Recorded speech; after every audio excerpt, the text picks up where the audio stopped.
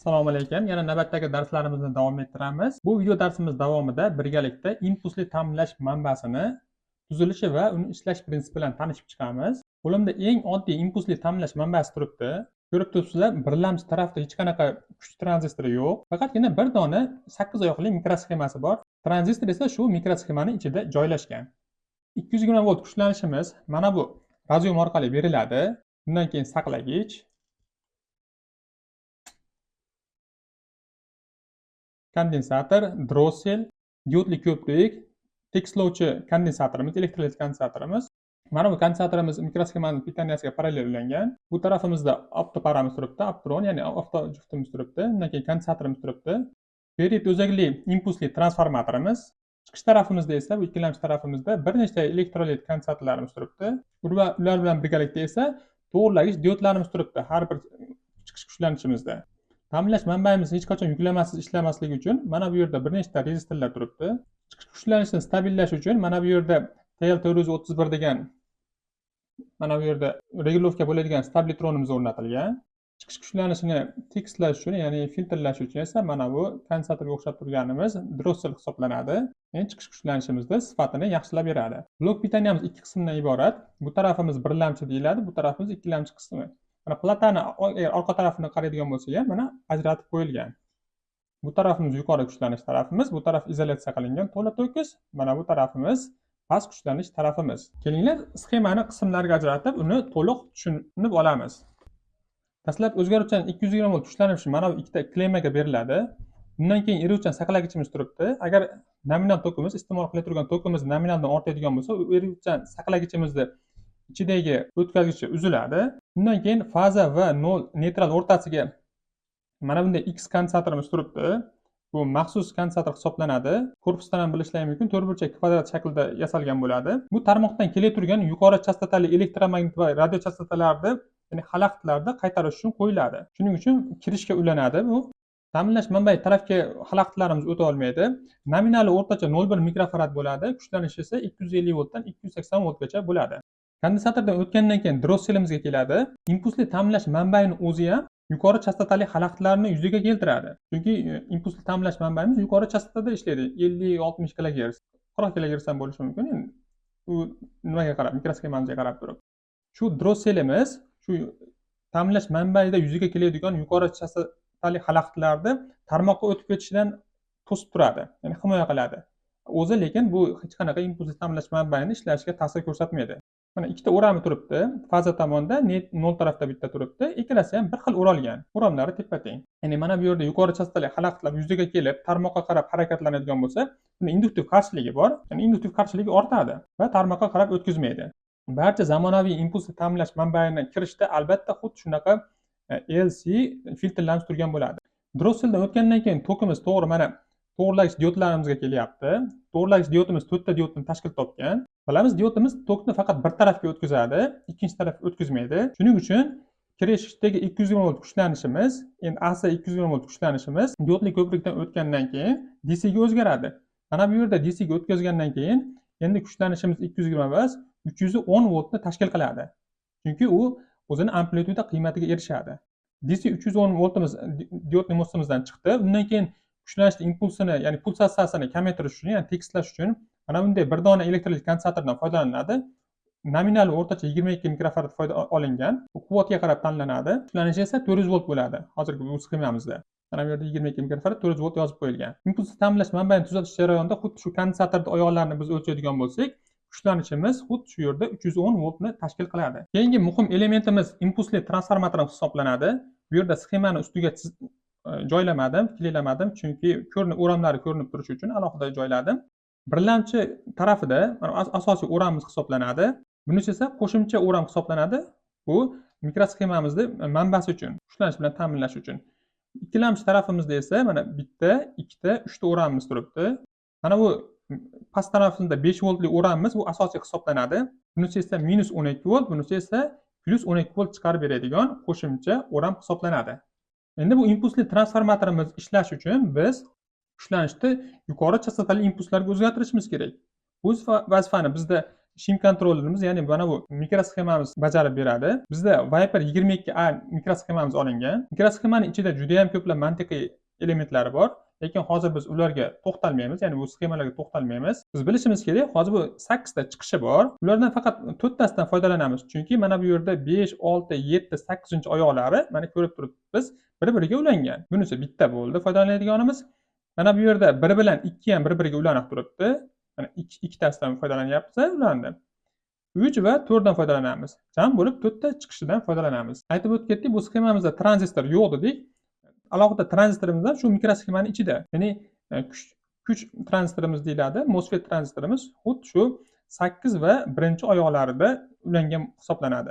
8 1 bilan 2 da. Ya'ni 8imizda stolka bo'ladigan bo'lsa, 1 bilan 2 da massaga ulangan. 3-oyog'imiz feedback deyiladi. Inglizchada, o'zbekchada teskari aloqa deyiladi. Chiqish kuchlanishini sifatini yaxshilash uchun chiqishdan olib turib tranzistorda mikrosxemamizga kirishiga ulab qo'yiladi. Ya'ni teskari aloqa zanjiri orqali chiqish kuchlanishini muvozanatga keltiriladi. Ya'ni stabillashtiriladi. Mikrosxemamiz o'zini ishlashi uchun 9 voltdan 38 voltgacha, ya'ni juda ham keng diapazonda ishlaydi mikrosxemamiz. Buning uchun transformatorimiz mana qo'shimcha o'rami qo'yilgan. Shu aynan qo'shimcha o'ramimiz mikrosxemamizni ishlashi uchun mana o'ramizni bu tarafidan mana bu yerga mana 1 bilan 2 ga massa deymiz, shunga beriladi. Ikkinchi tarafimiz esa mana to'g'irlagich diotimizdan o'tyapti. To'g'irlagich dioddan o'tgandan keyin rezistordan o'tgandan keyin mana 4-oyog'i orqali ulanyapti. Mana bu yerda o'sha sxemada ham ko'rsatib o'tdik. Har bitta impulsni ta'minlash manbayining oldida shu kuchlanishning oldida mana kondensator turgan bo'ladi. Xuddi shu kondensatorimiz mana joylashgan turibdi. Ko'proq shu kuyib qolishi mumkin. Soqqa o'xshagan bilan, lekin kuyib qoladi ko'pincha. Shu mikrosxemamizda kuchlanish uchun qo'yilgan bo'ladi. Ya'ni berilib turgan kuchlanish sifatini yaxshilab beradi, ya'ni tekislab beradi kuchlanishni. Mana diodning mosida to'g'irlangandan keyin, diodli ko'prikda to'g'irlangandan keyin rezistor orqali o'tdi. Mana shu S5 kondensatorimiz tekislab turib 4-oyog'iga mikrosxemaga berilyapti. Shim kontrollerimiz mana bu yerda ichidagi tranzistorda uzib ulab turganda mana bu yerda impuls hosil bo'ladi. Bilamiz, transformatorimiz shunchaki DC da ishlamaydi. Unga xuddi AC ga o'xshab kuchlanish berish kerak. Xuddi shu vazifani shu shim kontroller beradi, impuls berib turadi, xuddi o'zgaruvchan tokka o'xshab. Xuddi shu paytda transformatorimiz ishlaydi. Shu tranzistorimiz uzib ulagan vaqtda mana bu yerda uzgan vaqtida yig'ilib qolgan energiya kuchlanish kelgan paytda o'zida bilamiz, magnit maydon hosil bo'ladi. Energiya yig'adi qanchadir miqdorda. Endi tranzistorimiz o'chgan, ya'ni uzgan vaqtida mana bu yerda yig'ilgan energiya bir necha barobar yuqori bo'ladi. Kirish kuchlanishiga qarab nisbatan. Chunki kirish kuchlanishimiz bizda 310 volt bo'ladigan bo'lsa, endi bir necha barobar yuqori kuchlanish teskari yo'nalishda qaytadi. Ya'ni bu tarafda plyus, bu tarafda minus bo'lib qoladi o'sha paytda. Tranzistorimiz uzgan vaqtda. Bu kuchlanish shu MOSFET tranzistorda o'zini kuydirib qo'yishi mumkin. Chunki ulanib turibdi, mana 8-oyog'iga berilyapti. Xuddi shu narsani so'ndirish uchun mana bu yerda Snaber sxemasi deyiladi. Bu barcha impulsni ta'minlash manbayida bo'ladi. Diod, rezistor va kondensatordan iborat bo'ladi. Shu mana bu yerda hosil bo'lgan induktiv tashlamalarni, ya'ni sbroslarni o'zida so'ndirib olish uchun. Chunki mana bu yerda yig'ilgan energiya qayergadir sarflanib ketishi kerak.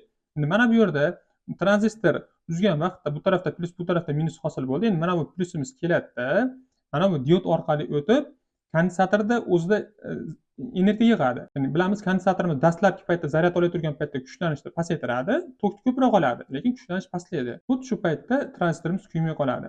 Endi bu kondensatorda yig'ilgan energiya yana qayergadir sarflanishi kerak. Xuddi shu mana bu yonida turgan, unga parallel ravishda ulangan rezistor orqali sarf qilinadi.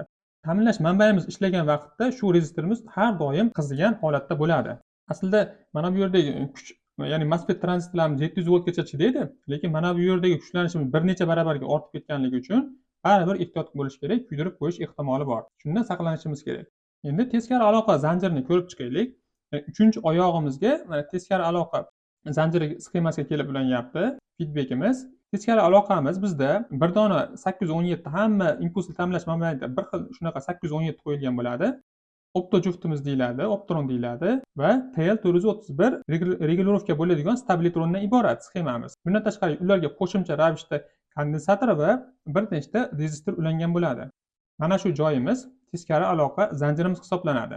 TL431imiz qanday ishlaydi? Ya'ni regulirovka bo'ladigan stabilitronimiz oporniy naprejeniyasi bo'ladi, ya'ni tayanch kuchlanishi, ya'ni etalon kuchlanishi bor buni. Buni TL431 da 2,5 volt hisoblanadi. Shu o'rtadagi oyog'iga beriladigan kuchlanish 2,5 volt. Bu tarafi oddiy stabilitron. Faqat o'rtada yana bitta elektrodi bor. Shu agar mana bu yerda kelib turgan kuchlanishimiz 2,5 volt bo'ladigan bo'lsa va undan ortadigan bo'lsa, mana bu stabilyatorimiz o'tkazishni boshlaydi. Ya'ni qaysidir kuchlanishga qarab o'zini ishlashini shakllantiradi. 2,5 volt kelmaguncha stabilyatorimiz ishlamay turadi. Ya'ni taqqoslaydi kuchlanishni. Agar mana bu yerda chiqishimizdagi kuchlanishimiz ortadigan bo'lsa, 2,5 volt mana rezistordan o'tib turib, mana bu yerda 2,5 volt hosil bo'ladigan bo'lsa, stabilyatorimiz sxemaga teskari ulangan bo'ladi. Ya'ni bu tarafimizda katodimiz, bu tarafimizda anodimiz. Ya'ni katoddan anodga qarab tok oqib o'tadi. Ya'ni chiqish kuchlanishimiz 5 volt bas 5,1 volt bo'ldi deylik. Xuddi shu paytda mana bu rezistor orqali bu kuchlanish bo'lgich sxemasi, ya'ni 5,1 voltimiz mana bu yerda 2,5 volt hosil bo'lishi bilan endi ochildi. Ochilgandan keyin mana bu yerda tokimiz oqib o'tadi. Mana bu yerda svetodiodimiz, optronning bir tarafi svetodiod bo'ladi, ikkinchi taraf tranzistor bo'ladi. Ya'ni birinchi oyog'idan ikkinchi tarafga qarab tokimiz oqib o'tadi. Svetodiodimiz yongandan keyin mana bu yerda tranzistorimiz ham ishlaydi. Mana bu yerdan kuchlanish kelib turibdi va to'g'ri 3-oyog'iga berilgan bo'ladi. Ya'ni chiqish kuchlanishi ortdi deydi. Unga qarab turib shim kontrollerimiz o'zini tranzistorda uzib ulashini sekinlashtiradi va signalni, ya'ni impulsimizni mos ravishda shakllantiradi. Ya'ni mana bu yerda chiqib turgan impulsimizni, ya'ni mikrosxemamiz chiqarib turgan impulslarning orasidagi vaqtni uzaytiradi. Ya'ni sekinroq uzib ulashni boshlaydi tranzistorda. Shu 3-oyog'iga, ya'ni ko'rib yapsiz, mana bu yerda S7 kondensator qo'yilgan. Mana bu kondensatorimiz. Bu chiqish kuchlanishini stabil ishlash vaqtini shakllantiradi. Ya'ni qanchalik tez ishlasin deydi. Ya'ni bu millisekundlarda ishlatiladi. Kondensator katta kichikligiga o'zgartirib turib, mana bu yerda tezroq ta'sir qilishini vaqtini o'zgartirishimiz mumkin. Hozir bizda 10 millisekund bo'ladi. Ya'ni mana bu yerimizda kuchlanish ortishi bilan 10 millisekundda mana bu tranzistorimiz reaksiyaga kirishadi. Ya'ni 10 millisekundga bormasdan ishga tushadi. Agar kuchlanishimiz 5 voltdan pastlab ketadigan bo'lsa, ya'ni tushunadiki, mana bu yerga kuchlanish kelmayapti, ya'ni yuklama rejimiga o'tdi deydi. Yuklama ulanib turibdi. 10 millisekundga bormasdan tezda bu mikrosxemamiz ishga tushadi va normal holatda, ya'ni impulslarni chiqarib bera boshlaydi. Mana bu yerda TL31 ga yoniga ulangan kondensator ham xuddi shunday. Ya'ni TL31 da bir me'yorda ishlash uchun mana bu yerda birdaniga kuchlanish ortib ketib qolganda, keladida kondensator o'zida biroz zaryadka qilib turadi, bu stabil ishlaydi. Endi chiqish tarafidagi chiqish kuchlanishini ko'rib chiqaylik. Chiqish kuchlanishimizda har birida mana bittadan diod, kondensator va rezistor turibdi. Bunda ikkita kondensator qo'yilibdi. Bular tekislovchi kondensatorlar deyiladi. Chiqish kuchlanishini, impulsini ozaytirib beradi, sifatini yaxshilab beradi. Bu yuklama rejimida ishlaydi deylik. Shuning uchun qo'yilgan bu rezistorimiz. Bu diodimiz esa to'g'rilagich vazifasini bajarib beradi. Mana bu yerda o'zgaruvchan kuchlanish chiqyapti transformatorimizdan. Xuddi shu yerda diodimiz A sini D ga o'zgartirib beryapti. Ikkinchimiz massaga nisbatan mana diodimiz teskari ulanyapti. Shuning uchun mana bu yerda -12 volt kuchlanishimiz chiqyapti. Sifatli ta'minlash manbalarimiz albatta bu kondensatorlar ko'proq bo'ladi. Chunki sezuvchan elektron priborlarda kuchlanishda sifatga alohida e'tibor beriladi. Bu ta'minlash manbayimizda asosiy 5 voltli chiqishimiz hisoblanadi. Chunki ko'rib turibsizlar, diod ham shotka diod qo'yilgan, gabariti sal kattaroq mana bu diodlarga nisbatan. Chunki ko'proq tok oladigan asosiy chiqishimiz shu 5 voltlidan foydalanganligi uchun shunga shu 5 voltli nimamiz tanlangan. Kuchlanishda tekslash uchun mana bu yerda drossel qo'yilgan. Boshqa impulsli ta'minlash manbalarida ham o'ralgan yumaloq drossellarni ko'rishimiz mumkin chiqish tarafimizda. Kompyuterda ta'minlash manbayini ochsak, bir nechtasini ko'rishimiz mumkin. Xuddi shunaqa bu ham drossel va kondensator tekislovchi kondensatorimiz qo'yilgan. Bu rezistorimiz esa o'sha yuklama rejimida ishlash uchun qo'yilyapti. Ya'ni kondensator va drosseldan iborat LC filtrimiz shakllantirilyapti bu yerda. Nima uchun endi mana bu yerda chiqishlarimizga rezistor qo'yilyapti. Bu yuklama vazifasini bajarib beryapti. Minimal hisobda yuklama vazifasida. Chunki agar ta'minlash manbayida chiqishda yuklama bo'lmaydigan bo'lsa, yuklama yo'q deydi. Shim kontrollerimiz minimumga tushirish mumkin. Mana bu yerdan chiqarib turgan impulslarimizni. Bora-bora ozaytirib impulslar sonini ozaytirib boraveradida 0 gacha yetib borishi mumkin. 0 ga yetib bormaydi, lekin on off rejimga o'tib qolishi mumkin. Ya'ni stabil ishlamaydi.